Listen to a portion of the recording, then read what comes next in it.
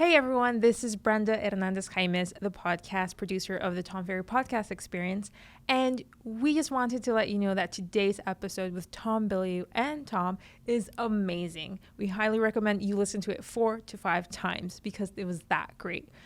A little warning though, you know how Tom and Tom Bilyeu are so passionate about mindset and growing in your business that they dropped a couple of F-bombs, but if you're offended by that, we truly apologize, but we still recommend you listen to it. Take some notes because this was an amazing episode. So without further ado, let's start the show.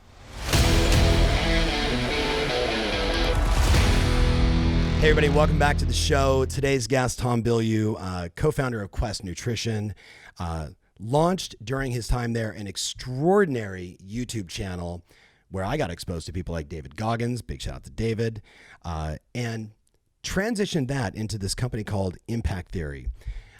Impact Theory, if you haven't checked it out, you should go to it today. He continues to put out extraordinary interviews, lots of content. It's not just that we both have the same perfect name. It's we both believe you can help a lot of people through video, through podcasts, through Instagram to help people find their path, find their truth, stay in the growth mindset, and ultimately achieve the kind of greatness from, you're a podcast listener, you know what I'm talking about. Not being in dis-ease, not being in wellness, but actually achieving a level of greatness. And everything that I've studied with Tom, watching his work, listening to his content, sharing the stage with him twice, he is all about that. So this is the second time we've done a podcast together. You're going to get a ton of value out of this. If you're not following him on Instagram, absolutely do so. If you're one of my elite clients, you remember a couple of years ago when I think he did a 90-minute talk and then answered questions for about 7 hours straight.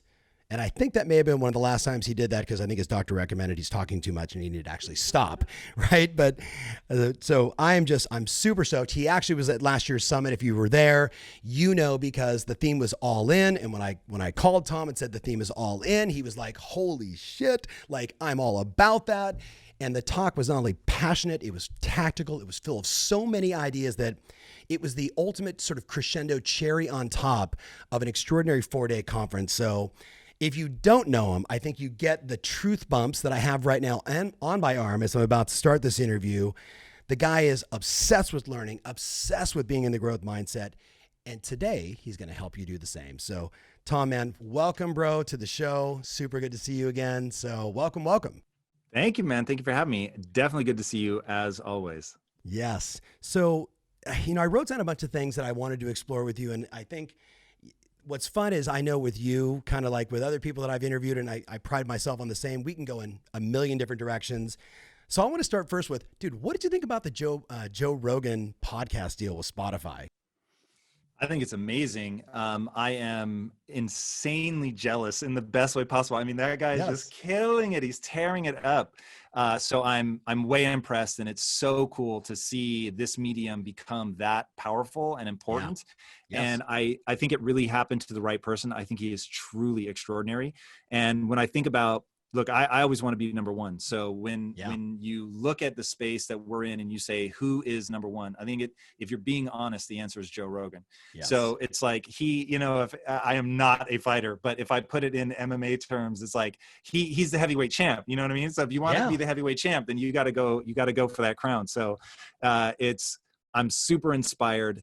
I love to see good things happen to people doing rad shit. Like he's gotten amazing. And because he's gotten amazing things have happened for him. So I'm super stoked. I think he's playing the game extraordinarily well. I think he brings just a ton of value and is now, I think he's been monetizing it for a very, very, very long time. Yes. But to see like this kind of win is exciting for everybody playing in the game. And if you can really, the game recognize games, they say, like he's just so good, dude. So I'm stoked for him. Yeah. So it's funny. I had Gary Vee on the podcast recently, and he's speaking this with me this year at the summit. We were chatting about it, and he was like, of course this happened. Right? But I want to ask you, because you put out a lot of content. You are a brilliant educator on so many levels. I didn't even really get a touch on your mission, which I think you should share about really, like, you're all about the hero's journey, creating content that gets people to recognize it doesn't matter where they are, they can go to the next level. when you think about what Rogan has done, and you think about how many people are now, doing podcasts or doing content, like I keep this in front of me. I don't know if you can see this old little video. This is me in 2007 when I launched my YouTube channel, right? So this is a constant reminder of everything takes time. When you look at Joe's work, what do you think are some of the models or tactics that you could sort of witness and see, hey, this is what he did? Because a lot of my viewers are doing their own YouTube show. They're doing it on Instagram. They're doing podcasts now. So what do you think are some of the lessons if somebody wants to build a sort of a platform the way Joe did? Well, if you want to do it specifically the way that Joe did, the key thing to recognize is that he makes something that is obscenely difficult look easy. And to really define that, I'll say he makes the conversation seem completely unstructured and very conversational, and you never know where you're going to go. And that's actually really, really hard to pull off. And it's hard to pull off for a couple of reasons. One, you have to be extraordinarily well-read. You have to be responding to, or well-watched, I guess these days. It doesn't have to be a book. It can be YouTube. But you have to be up on just a lot of shit so that you can go wherever things go. And also, one thing that I find extraordinarily interesting about him is he has made it a stated thing, and this is from his mouth, that he wants to be open-minded. Like, he wants to understand where people are coming from. And so he is, at the same time, though, when you come up against something where he feels like, okay, I now understand what you're saying, but I disagree, he is unflinching in pushing back on that. And he will escalate sometimes to where it's like, yo, I no longer know that I think this is the right approach, but it's his ability to go there, to go the spectrum of I'm open-minded and now I'm going to battle for my position, and that he can sort of be anywhere on that spectrum. It's what one of my teammates called the chaos factor. So there's a high degree of chaos factor, which if you want to build something as big as what he's done, you have to embrace the chaos factor. Now, it's something that I avoided for a very long time. I did a highly curated show. How do you define that? How do you define the chaos factor?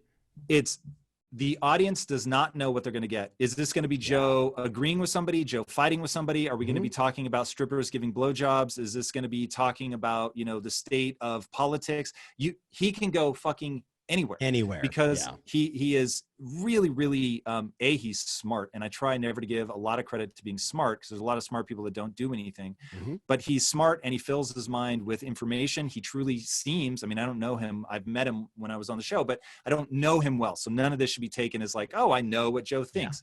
But from the outside, just looking at the way he moves, and as a student of the game, watching, if you identify somebody as the best in the game, if you're not studying the tape, you're making a mistake. And quite frankly, some of it is just really, really fucking entertaining. So, I'm watching it on a whole bunch of levels, but so you've got the chaos factor where he can go anywhere. You never know where he's going to go. He isn't shy to talk to somebody he disagrees with. He's not afraid to argue with somebody that he disagrees with after listening. So it's like you as the viewer have a lot of respect for the way that he's playing it, because chances are that first he listened and then he presented his own case. And so you may want to dismiss him out of hand, as so many people do. He's so fucking hard to put in a box. He's considerate, but can be aggressive. So it's this, all those things are what I'll call the chaos factor. And then on top of that, he's funny. And so being funny allows him to get away with a lot of things that you might not otherwise be able to get away with. We also, I think, all admire his courage. He grabs a hold of the third rail very frequently. He touches on topics that you would think would get him canceled, but he's gotten so much momentum now behind him that he's uncancelable. That's why people watch him, is for him being him. And that really is the tip of the iceberg. If I sat down for 10 or 15 minutes and just sort of really inked out what I think he's doing that's working, it would be that. But the more I try to adopt a conversational style in my own interviews, the more I realize it's really fucking hard, because there's the guest has to be complicit. Meaning, if the guest has watched my previous interviews and they're expecting me to, ask them sort of to have essentially memorized their book or whatever it is that they've come on to promote, and to ask them the greatest possible questions that could be asked of that person. And that's what I became known for. And that's how we blew up. And then I started changing my style, because I realized, okay, we've sort of peaked out, right? And when I look at the growth rate, we raced to 1 million. And we fucking crawled to 1.6. And so I'm like, all right, there's a natural level or ceiling to me as a human being doing interviews in this niche, right? Which was, for me, it was all about mindset. That was the only thing I ever wanted to talk about. And it got to the point where I was bored because I was so immersed in that world and I knew their answers. I had memorized their fucking book. So not only did I sort of know mindset in general at a level that was insanely deep, but I knew that person's mindset at an insanely deep level. So there was no legitimate sense of discovery. And that's where it started to make me ask, okay, how do I get back some, sense of discovery in this process? And I realized, okay, I need to really loosen up, be more conversational, and study the topic and not the person. But now that means the guest is coming in, they may have an expectation based on what they've seen me do in the past. I'm not doing that with them. And so they're kind of caught off guard. They're giving me these sort of what I call their loop. So like a stump speech for a politician. There's just certain fucking things they're going to say no matter what I ask. Exactly. And that gets really old really fast, which is why the audience raced to a certain point. Because you've got people that are diehard about what I call spiritual entertainment. And then it slowed down because there's only so many people that are into spiritual entertainment. And you're not going outside that bubble. You're not getting into conversational stuff. There's no chaos factor. Yeah. And so it just really started to stall out. And so now as I evolve, I'm finding I'm battling the YouTube algorithm, right? Which wants me to be who I was and isn't interested in seeing me evolve. So it's only rewarding me based on whether the people that already follow me like what I'm doing, but I'm intentionally trying to change what I'm doing. And then I'm up against the guests who come in expecting, the way that I was interviewing 2 years ago, and aren't yet as at ease with the conversational style. So I've had to create a whole new show called Conversations with Tom so that people and the audience understand coming into it, this is going to be a fucking conversation. This is not pedagogical. It is not set them up, knock them down. Yeah. You, so I'm looking at my podcast producer, Brenda, and Tristan over here, who, both, Brenda's got a podcast, Tristan's got a podcast. They both have YouTube channels. There was so much to unpack in that conversation. Oh, dude, that's the tip. I know. If you wanted to go even deeper, trust me, there's a lot more there. So talk to me about, it's interesting. Like I think for a lot of the listeners right now, in the residential real estate space, the mortgage space, the place where we are most dominant, and we have listeners that are all over the map, but so many of my customers fall in that world that you've spoken to now twice. Every one of them is struggling as the world gets faster and easier and more competitive on this little thing we call an iPhone or a phone, is creating a brand, right? Creating a brand. So one of the things I actually wrote down is like, you have created now multiple brands, Quest, Impact Theory, Conversations with Tom, and how hard that is to start over from one brand to another brand. I want to know from you, like, what are some of the things you learned along the way for my listeners, if they really want to become that recognizable person? Like, it and I know it. You can walk through an airport anywhere, you walk through a restaurant, and someone's going to walk up and go, hey man, I watch your show, right? You get that, I get that. We earn that over time, but there's got to be a leapfrog, a faster way to get there. That's what people are looking for. What do you recommend? Stop looking for the leapfrog. Here's the thing, and this is becoming like, you want to talk about something. That's it. Say it again. Stop what? Stop looking for the leapfrog. This is a game of get fucking good, like get really good. And Tom, I'm going to go sit on the third rail for a minute. So never, ever, ever in my life did I ever think for 1 second that the phrase pull yourself up by your bootstraps would become controversial. And that is like the most controversial shit now ever.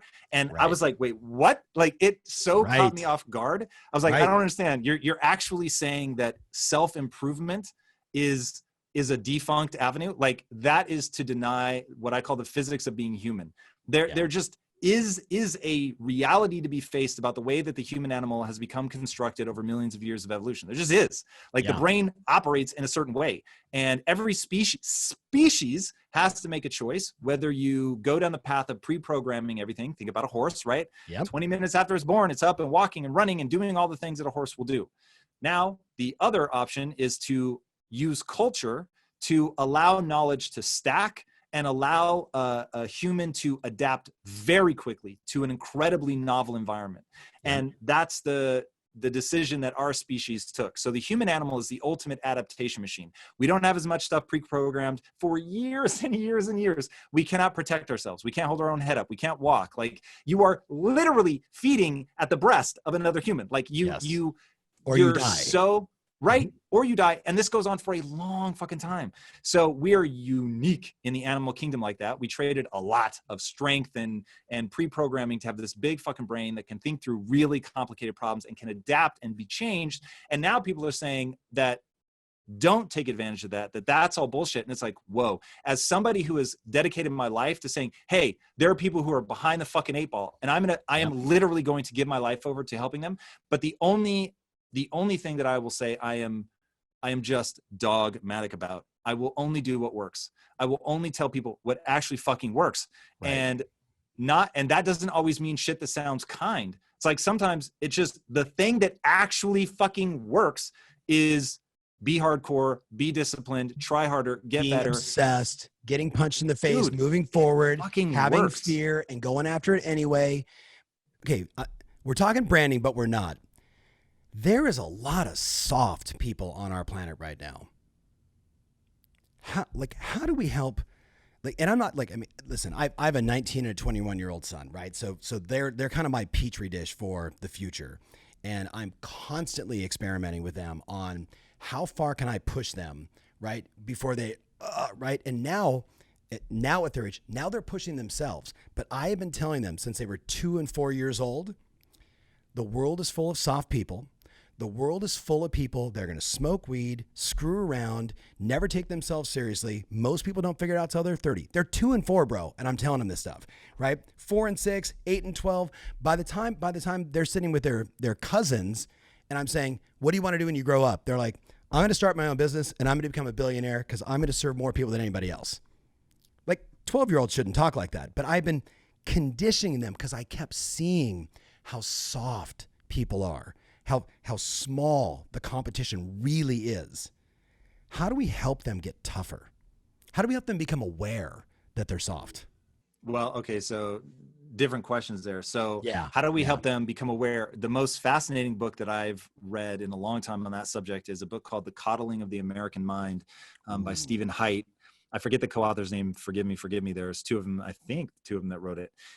And he makes a case with so much compassion and love in his heart for the people who've been set up to have a what I'll call a less useful mentality. Yeah. What certainly looks soft from the outside, but to not put any judgment on it. To me, things either move you towards your goals or they move you away from your goals. And to not be anti-fragile will move you away from your goals, just period. It goes back to the physics of being human. Yeah. So, and he breaks down in the book why it's happening and why it creates this mentality that isn't going to serve you, and gives some hints at what he thinks might be the way out of it. But the reality is it comes down to something very akin to what you're talking about, which is you have to give people what I'll call a growth mindset. So that's why, when I talk about only doing what works, the thing that I became obsessed with, and this comes from a place of all of us have developed a set of skills, and we've developed that set of skills partly just out of interest. We're drawn to that thing. Yeah. And then after a certain amount of time, you just have a lot invested in that. So I'm not necessarily saying the approach I'm taking is the only approach, may not even be the best approach, but given my passions and my skill set, it is by far the most powerful thing that I can possibly imagine doing. And I've spent a lot of time trying to imagine something different. And that is to, through narrative, because it hits people at an emotional level, to make sure that nobody gets to the age of 15 without encountering a growth mindset. So my hope is that the way that you make them aware. Say that again. So my mission in life, my animus, the thing that animates me, is to make sure that nobody reaches the age of 15 without encountering a growth mindset. So I essentially create, I always hesitate to call it children's entertainment because I'm focused on what's called the age of imprint, which is 11 to 15. And most people here, they're thinking little kids. Yeah. But in the period from 11 to 15, we develop a lot of what we think is cool or who we want to be, or even sexual fetishes are developed in that time. And some really weird shit happens like in that period. And it's a much larger window, but you'll get the idea if you think about how ducks bond to their mother. It's not actually their mother. It is the first thing they see moving. That could be a weed whacker. So when they're born, whatever they see moving, they develop an attachment to. Could be a human. It could be a weed whacker, literally. Yeah. And then they'll follow it around dutifully. And so we have this window in that 11 to 15 year range where the people around us, our parents, our friends, the culture at large, the music we listen to, the movies, all that, they begin to develop the things we think are cool, are meaningful, and that's going to carry through the rest of your life. That's why the music that you grew up with is always going to hit you more deeply emotionally than music later in life. And I have always forced myself to constantly fall in love with new music. So I listen to contemporary music and I love it. But if you put me in an fMRI and you play music from the time when I was a kid, it just hits me a little bit harder, deeper. And that window is super, super powerful. So when I think about how you make people aware of values that are going to serve them, I think about introducing it in that window very specifically, and then giving it to them emotionally and not just, super logically like we're doing now. Yeah, I think you're so right on. Like the left brain is so validating, and it's ABC 1 2 3. It's math, right? You got to tell stories that hook them in the heart, that get them to see what's possible. The thing that I keep going back to is just having people become aware that what they're doing isn't working, right? Like I told you about the fourth book I'm writing, like Plays at Work, and the working sort of subtitle was like, stop doing dumb shit. And I've been saying that for a couple of years to people, and people laugh, right? They're in the audience, they're like, ah. And then I go, no. I'm like really fucking serious. Like, stop doing dumb shit. Like, look at your life and ask yourself, where do I have dis-ease? Where do I have wellness? And where do I have greatness? And all you're going to see is the plays, the routines, the habits, the things that you decided to do. And like most of the people listening right now are not 11 to 15, right? maybe there's one or two if you're out there. I love you. Good job. But they're like 30, 40, 50, 60. One of my clients is 82. And Tom, she saw you at the Elite in Palm Desert. And then she saw you again last year, at the Summit. And this is a woman at 82 has a growth mindset, has always had a growth mindset. But she says she didn't get it till she was in her 30s. When she goes, I was in a job that pissed me off, that it didn't matter how much I excelled. No one rewarded me. I didn't get a move up. Other people did. And she's like, screw this. I'm going to go do my own thing. And went into real estate, right? Do they need to have that painful moment to get that self-discovery? Can they get it through a story, or do we need to have it ourselves? No, I mean, look, there are a myriad of things that work. Pain works extraordinarily well. Yeah. It's part of the reason that pain exists is it activates areas of the brain that have to do with focus and memory. Yeah. So you're going to really look at that thing and you're going to remember it for a long time. So, people talk about rock bottom. There is a reason that tremendous change often is an echo of tremendous pain. It isn't the only way that it happens. And it sounds like she falls into the 2%, right? So there's 2% of the world that can essentially pull themselves out of the matrix. Yeah. And when I was at Quest and I was trying, like, my life was changing so much because it was the first time where I really got to put to use all of the things that I had learned sort of coming up in my business career. And I was like, fuck, this is actually working. And it's, generating this tremendous wealth. And so I want to communicate these ideas to other people and let them know, like, hey, you can do this too. And 2% of the people were changed forever. And it was extraordinary to watch. And 98% were on a scale of just disinterested to like, they really seemed to want to, but they couldn't keep the energy up. Yeah. And so I thought, like, this is gnarly. As a guy who's obsessed with scale, I'm just not very interested in the 2%. Yeah. So when you think about the 2%, you do what you've done or what I've done, which is you create a channel or something that filters. And so now it's the vast majority of the people that are following you and interacting with you are of that 2%. So it gives you this sense of, oh my God, like there's so many people that are like this. But then when I step back and I really look at, the world at large, I just started asking the question, how do I reach that 98%? So I dedicate a lot of time to the 2% because I love them. It's so rewarding. It's so neat to see people put this stuff into use. Yeah. But they're not the people you have to convince, right? They're already thirsty. So you don't have to lead them to water. They will find it. They will drink.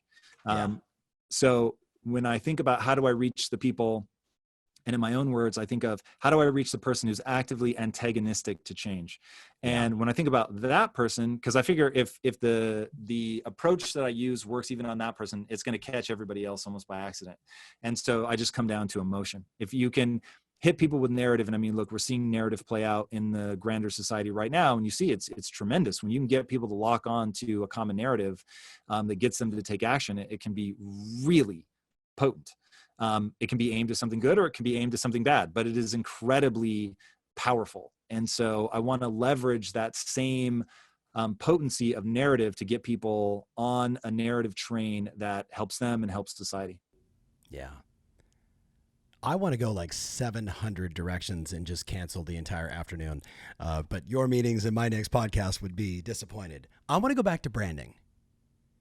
So earlier you said, and the way I interpret it was, I did one thing extraordinarily well, and it grew my channel from 0 to 1 million. So whenever, if you're listening to this, we talk about 1,000 true fans, right? Or we talk about, in this case, 1 million people saying, I'm going to hit the subscribe button and I'm going to listen to this content. I like this woman. I like this gal. I like what they're about. Like the whole, your vibe attracts your tribe, right? Do you think that's the model? Like just do one thing exceptionally well, right? And that's going to scale you to, from A to B, or maybe in your case, A to 1 million, but then you got to pivot to go beyond that. Do you think that's part of the branding equation? Everything starts from your goal. So Yeah. if somebody's goal is, I know the community I want to serve them in a very specific way, Yep. then you may never need to pivot, right? If you really are just killing it in that community and that's what you're about, then you've already won. So it is part of what would make anybody able to predict my moves is to understand I'm not kidding when I say that I'm obsessed with scale.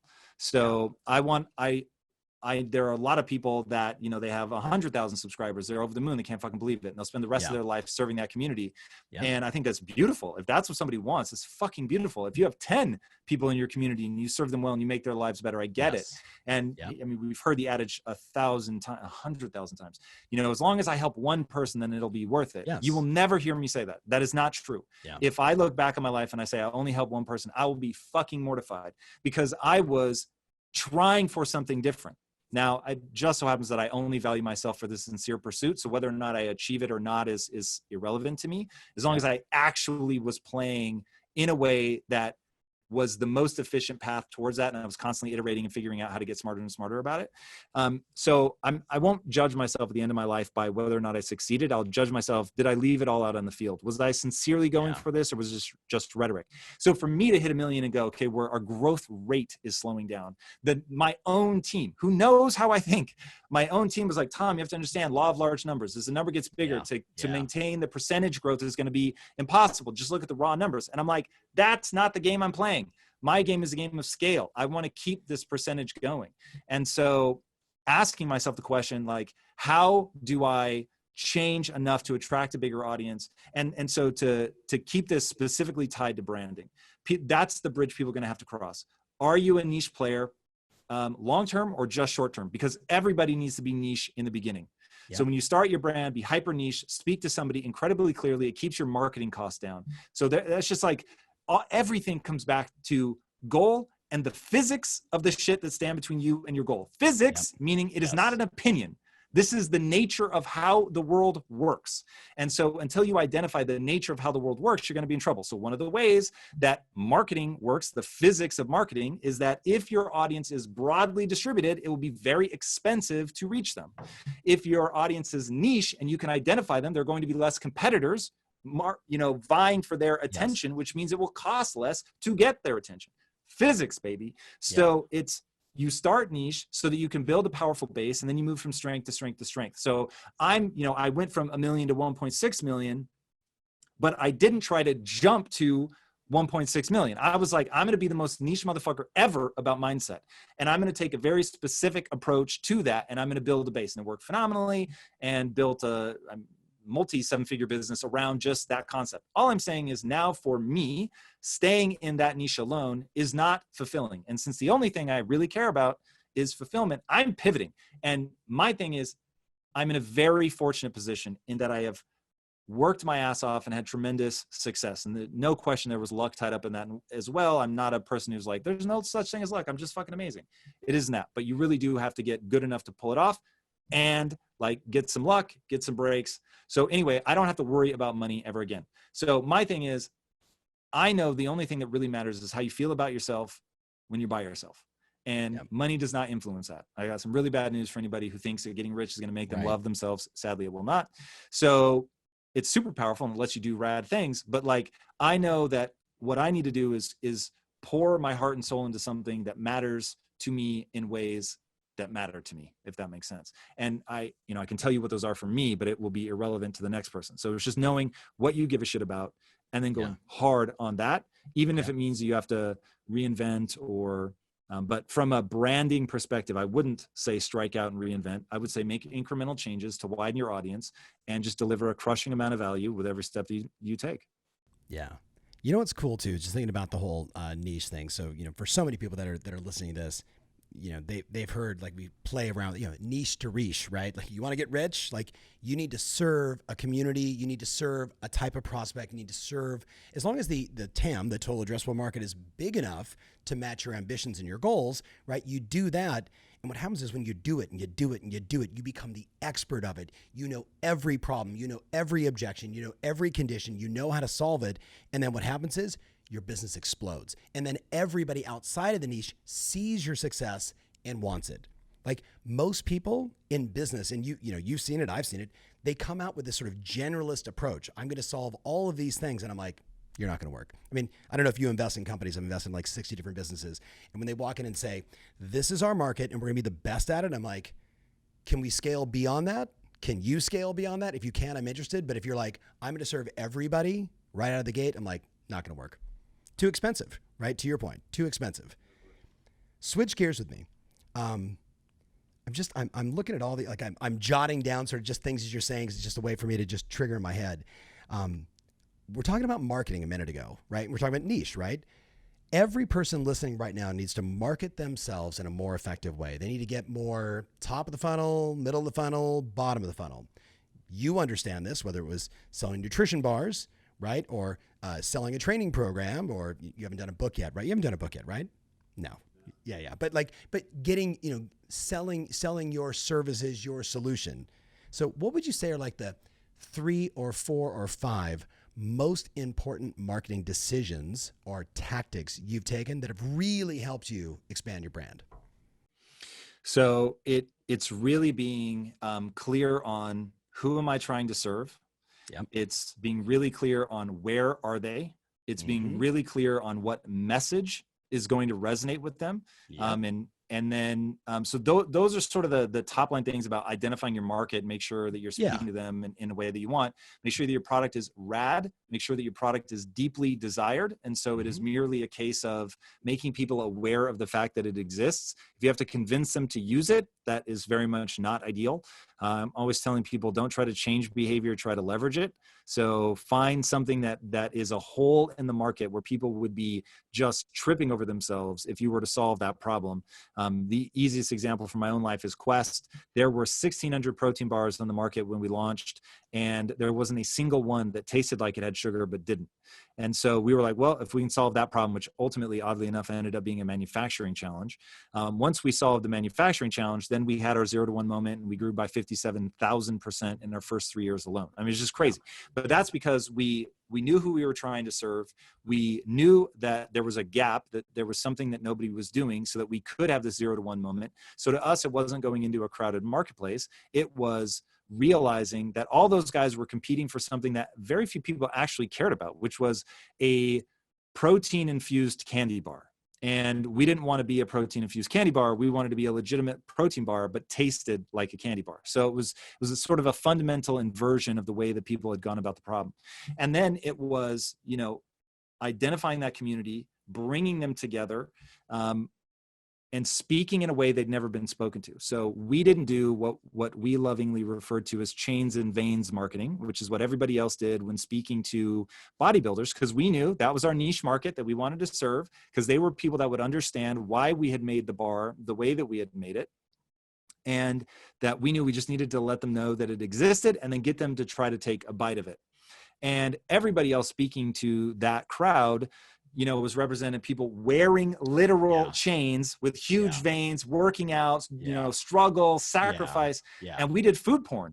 And this was before food porn was popular. It was actually crazy to watch the industry change as we came in and just took over and dominated. And then everybody started copying the food porn aesthetic. But it was, who's my market? What's the hole that I'm serving? What's the product that I'm using to serve it? Am I building that community and speaking to them in a way that's going to resonate? And if you can do that, then woo, baby, you really got a shot. Yeah.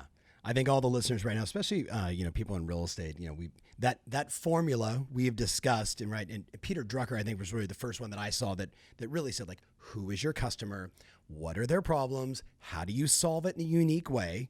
Right. And just saying, I'm likable and I provide a service and I can show you a house. There's nothing about that that's unique. Right. With COVID, Corona, there was a lot of instant uniqueness to those that adapted to a safety first selling plan, video first, Zoom, virtual everything. And those men and women dominated, right, in a time when many people were struggling. So I think my listeners get that. And I love that point of view. Two different thoughts. One of the things I see with you is you got a lot of ambition and you got a lot of shit going on, right? So one could sit back and say, how does Tom manage so many ambitions, so many dreams? I'm looking behind you. I see the Steve Aoki, right? I have that in my home office, right? Like that. By the way, I didn't open it. I kept it sealed, and I'm like, because this is going to be worth a lot more, in the future, right? Like I literally had that thought when I got that. How do you manage to keep everything in check and to keep all of your ambitions and your projects and your people moving forward powerfully? Like, give me some tactical how-to. How do you do it? Yeah, well, I'm glad you asked, and let's get really tactical because it drives me fucking crazy when people just waffle on and don't give you anything you can use. So here it is, what I call the physics of progress. And this is basically recontextualizing the scientific method.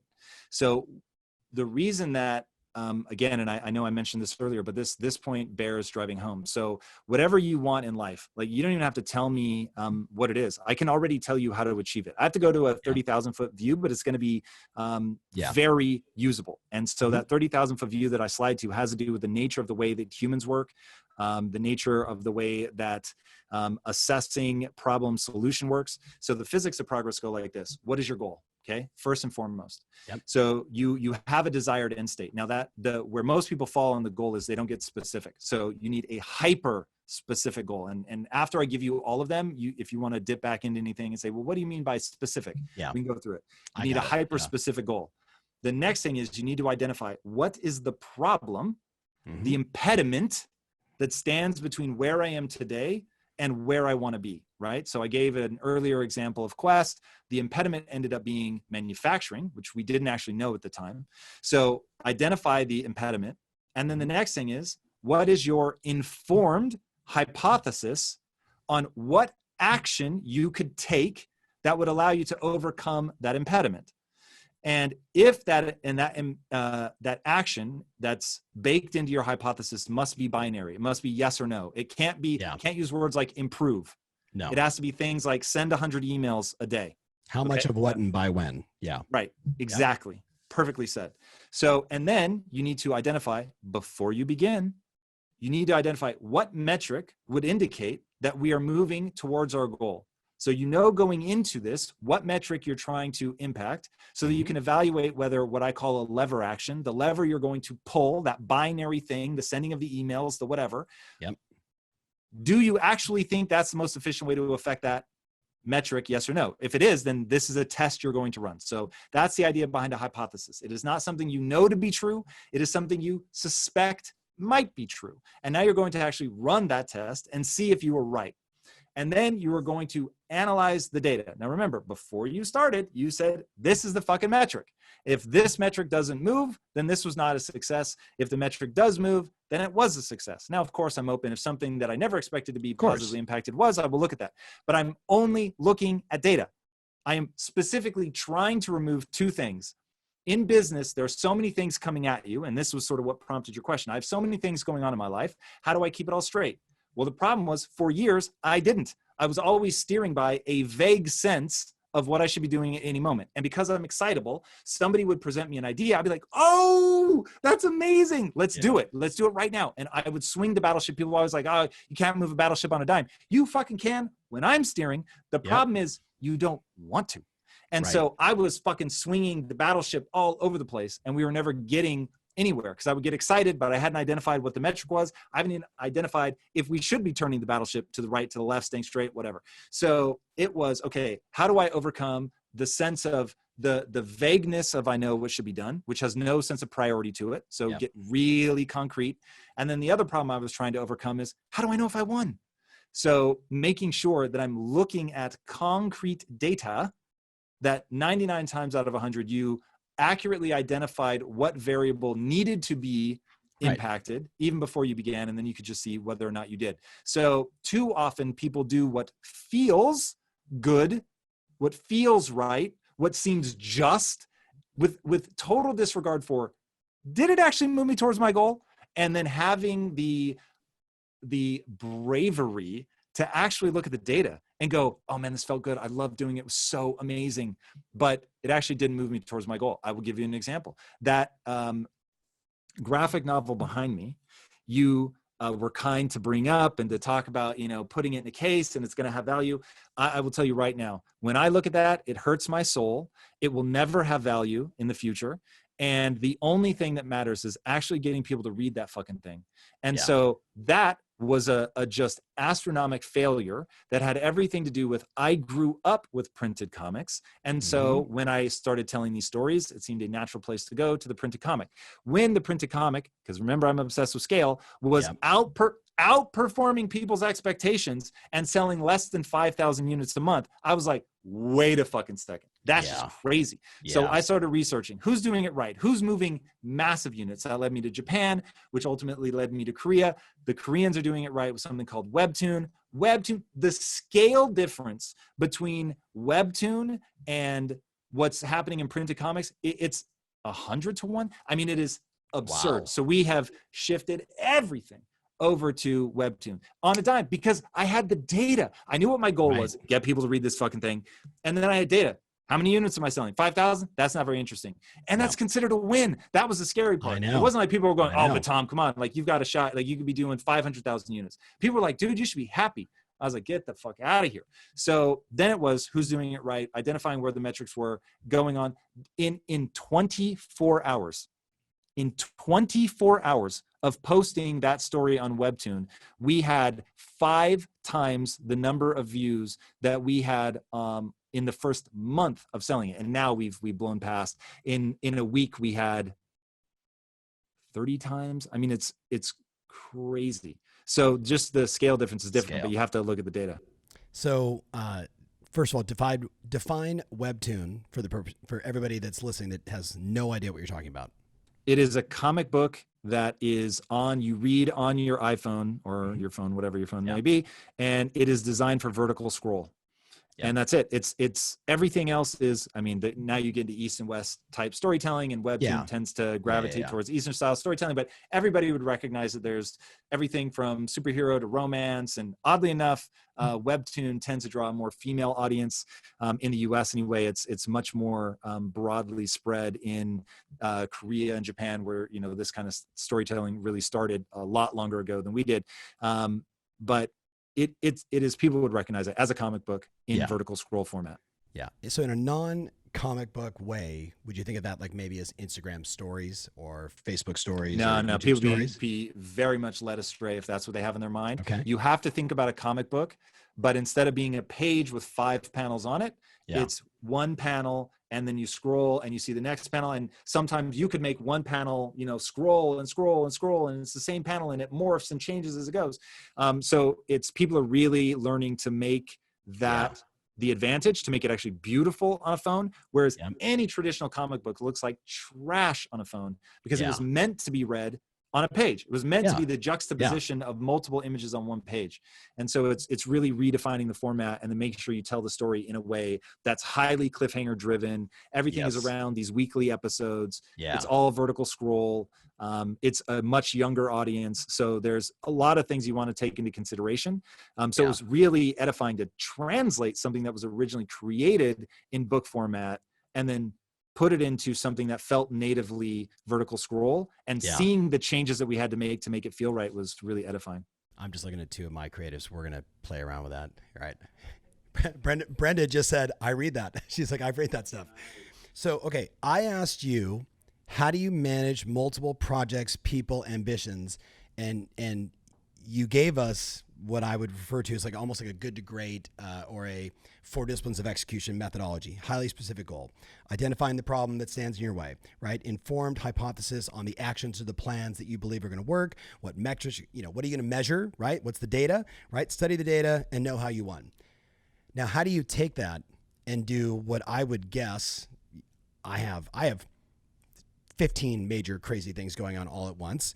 I would imagine you have, the same or more or different, or, but a lot more than the person that's like saying, I run my business, but I say, no, you don't run your business. You also have sales, marketing, hiring, firing, training, your personal life, your personal goals, your family goals, your financial goals, everything else. And that's where people get stuck, right? They become so myopic, right? Which sometimes is a good thing. If you say, I'm just going to assess on this one thing and I don't care what happens to my relationship, my health, I'm just going to go make money as an example. But I want a whole life, right? And I see you in that whole life experience. So how do I take that and then do it 5, 6, 8, 10 ways on different projects? Right. So the thing that I do that is critical to this is I keep a list called the important things list, and I put things in order. And I find that people have a very hard time rank ordering things.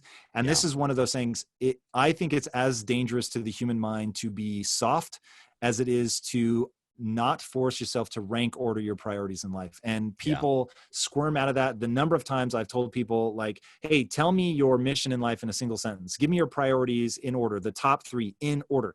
People are paralyzed.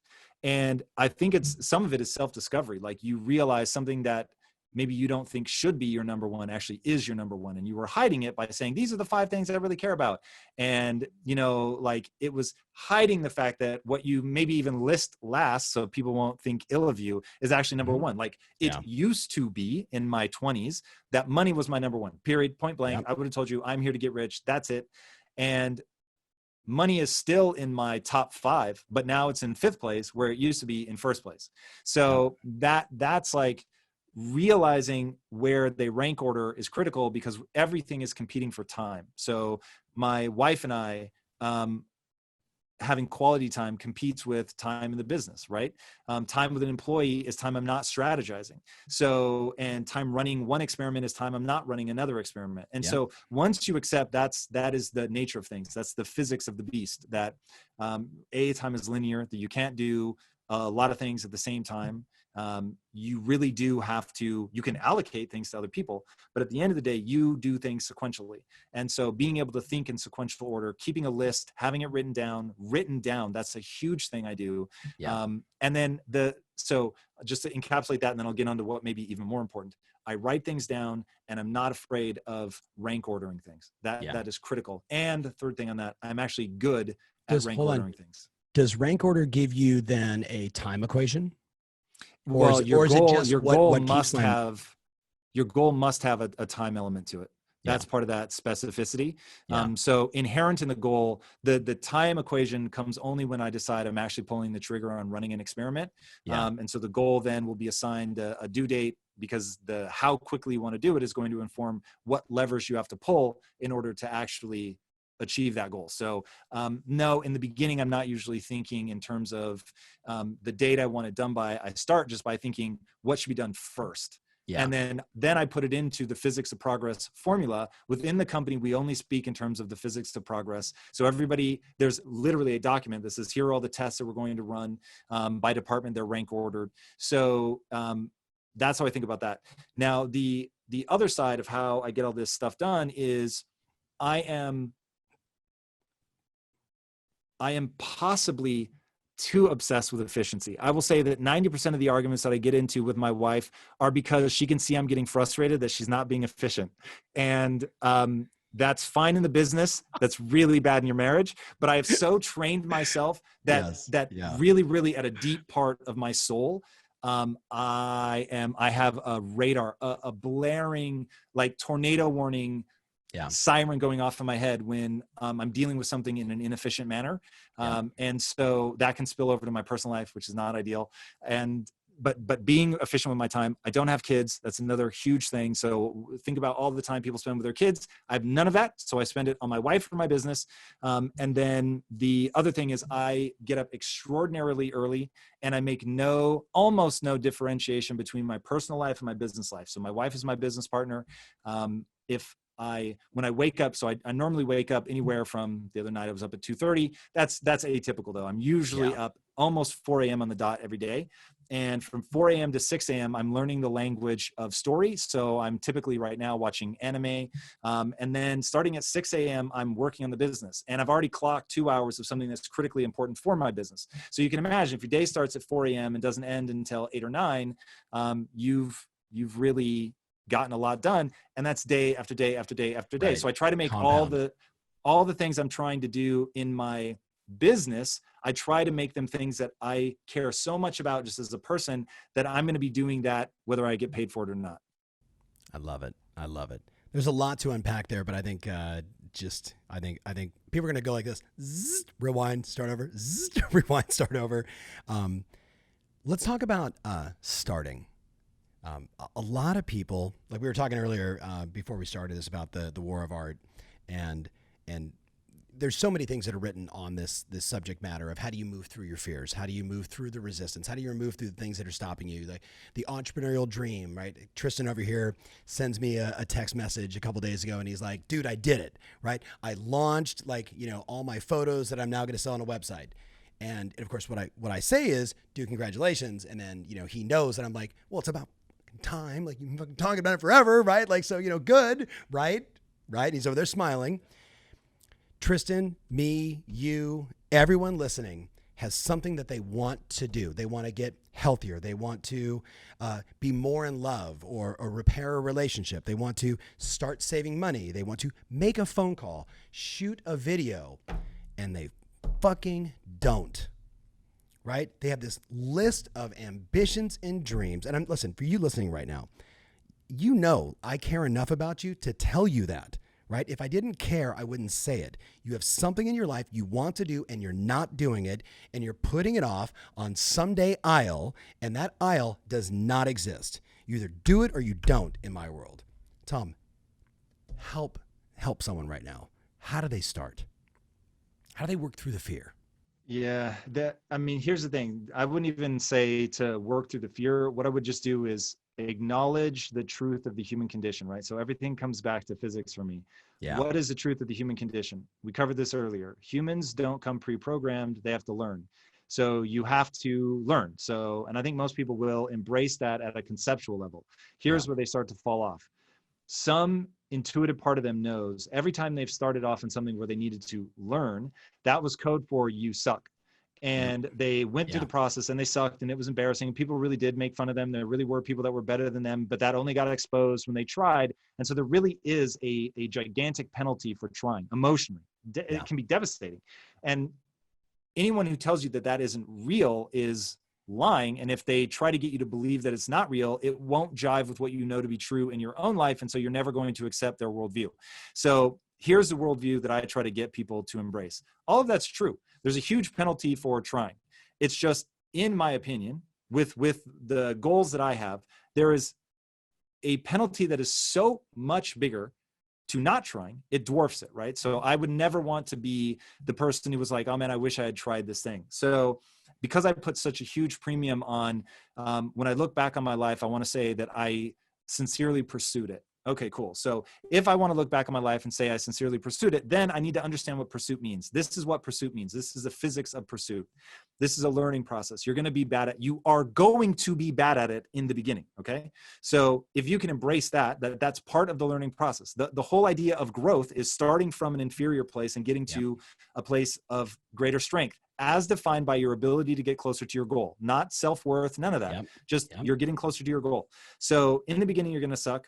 But the only way to get better is to fail. Why failing? Because failing is painful and it triggers the regions of the brain to do with focus and memory. So we know that that's going to be an important part, and that failure is the most information-rich data stream you will ever encounter. So you're going to just get information. Hold on. Say that again. Failure is the most information-rich data stream you'll ever encounter. So What yes, okay, it comes with this pain. Hold on. What does that mean? I understand all those words. What does that mean to you? Unpack that. Okay, so I mean, you can take anything. You could take playing a video game, fighting, writing, building a business. All of it comes with, I can tell you about it as much as I want, but ultimately you have to have these unique insights. Yeah. And the only way, like, take meditation. This will be a great one. Yeah. So I heard people say meditation is amazing over and over and over and over and over. And I was just like, none of the things they were saying was an insight that made me want to do it, because the insight that I had was that meditation was soft. It was weak. And my life had been all about toughening up, getting harder, learning to go on the attack mode, because I really was a weak kid. Nobody told me to man up. And so I had to learn how to do that. And I had reaped tremendous rewards from doing that. And so nobody should ever feel bad for me that I sort of self-flagellated myself and told myself to stop being weak, to toughen up. And that paid amazing dividends. And the funny thing is, whenever somebody sees a photo of me, and it'll be like me in the past, and I'm like overweight and I'm slouching, but I'm smiling. And then a new photo, I'm lean, I'm shredded, and I'm doing my tough guy face. They're always like, oh, but Tom, you look so sweet. I'm like, I could take the same fucking picture over here with the same smile. So let's not, get derailed on that. So it's understanding that once I sat down to meditate myself, and I took the first diaphragm breath, and I felt the way that my parasympathetic nervous system kicked in, and I realized in an instant, oh, this is a seesaw. I can't be anxious and calm at the same time. And for whatever reason, breathing from my diaphragm triggers this calming effect in my body. I was like, whoa. So now all of a sudden I had the insight that I needed, but no matter how many people tried to tell me to do it, they couldn't give me the insight that I needed, that I got instantly from doing it. So the doing it, your body is going to try to interpret. Your mind is going to try to interpret. So you try a CPC marketing campaign, whatever it is, and it fails. And you're like, damn it, why did it fail? But now you have something you can look at. It's not theoretical anymore. It's literal. And you start digging through the data and you start asking yourself, what does this mean? Why did I have an amazing click-through rate, but it didn't convert?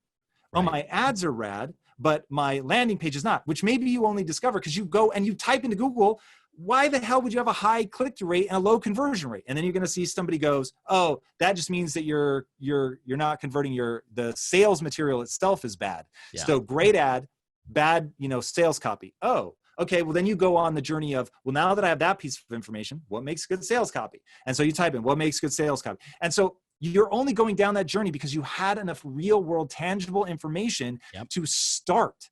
And now it's like you start getting the pieces. You begin to know what questions to ask. I always tell people, when you want to learn a new topic, it starts with learning the terms. What are the things people talk about? What are the initials, the abbreviations? Like, wrap your mind around that so you can start researching more intelligently. But by engaging, you really do access a tremendous amount of information that you can't access when it's all theoretical. My mentor, who, man, I wish you would have met, his name was Mike Vance. He was Walt Disney's right-hand guy. He was Steve Jobs' early mentor. He was Jack Welch's early mentor. He was dear friends with Mother Teresa. He invented the salad bar. So if you've been to one, I would be at the salad bar with him and I would say, thank you, right? Because that was like, Walt Disney called him the most creative guy on the planet, right? Like, that's a pretty strong, that's a pretty big mark on your resume. He would say to me all the time, 6'6" with his giant hair, and he'd say, Tom, you just can't you can't learn from experiences you're not having. Like, you have to go try shit. You have to go do it. You got to go fail, and then you learn what worked, what didn't. And he would always say it with like the biggest smile. And in my 20s, it didn't make a lot of sense because I was too busy trying to figure out how to look good and how to do the right thing and how to make money and be successful. And, then you go into leadership and you're like, wait a minute, okay, I don't know anything, right? Like, I've really got to, like, this whole thing is just an experiment, like, and you're going to get punched in the face a lot. Say the original line one more time. Failure is the most information-rich data stream you will ever encounter. God, that's awesome. That is awesome. All right. I know we got to be mindful of time. And I said it earlier in the podcast that we could go for like 10 more hours because you're just, what I love is, like, when I'm doing podcasts, I'm like taking notes. I'm listening and absorbing. And then I find myself losing myself in the podcast because I'm just so into what the person is saying. Do you know what I mean? Like, I don't know if that's a good thing or a bad thing in the middle of being the podcast interviewer, but that's how I roll. So thank you. Thank you for sharing so much with me today. I've got 3 or 4 pages of notes. The person that's in their car, first of all, please drive safely or get a Tesla very quickly. I want you to listen to this one 3 or 4 times. And I know like someone is going to say to me, so just in advance, and you're not listening at this point, but someone's going to say, oh, I have the F word. And yeah, no, just listen. Don't get caught up in that. Right. Just like an accusation frequently leveled at me. Yes. Yeah, you're in good company, whoever is saying that. Yeah. It's okay. It's not, no one is trying to trigger you, right? We're trying to help, right? So let that go. But for everybody else, share this, make some comments, give us some feedback, follow Tom. Do you have an @Impact Theory also on Instagram? I kind of follow you and then I kind of see it all. Yeah. The best place is to follow me directly. The Impact Theory is an echo of the things that I do, but Tom Bilyeu is me directly. Yes, and I would say still buy it.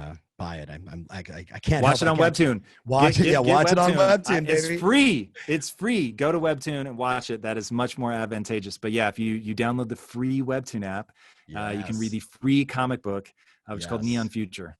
Yes. And so now tonight I'm going to go home and I'm going to open it up. And my younger son is a huge anime fan. And you could see how, I've been to Anime Con. We've done all that stuff in LA, right? For forever.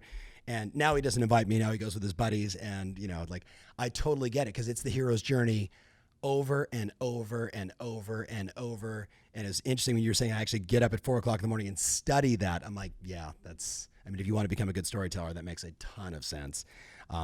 So man, I wish this wasn't ending, but I do got to end. So I just want to say thank you. I got a lot of love and appreciation and gratitude for you. Give lots of love to Lisa. And man, they're all going to follow you like crazy. This is going to be listened to a lot. Any closing thoughts before we turn this thing off? Thanks for having me, man. And you can do anything you set your mind to without limitation, even though I know that's a lie. It's an empowering lie that will help you. So I hope that everyone out there adopts that belief and goes after what they want. 1000%. Thanks, brother, man. All the best. I'll talk to you soon. Same, man. Thanks. Take care.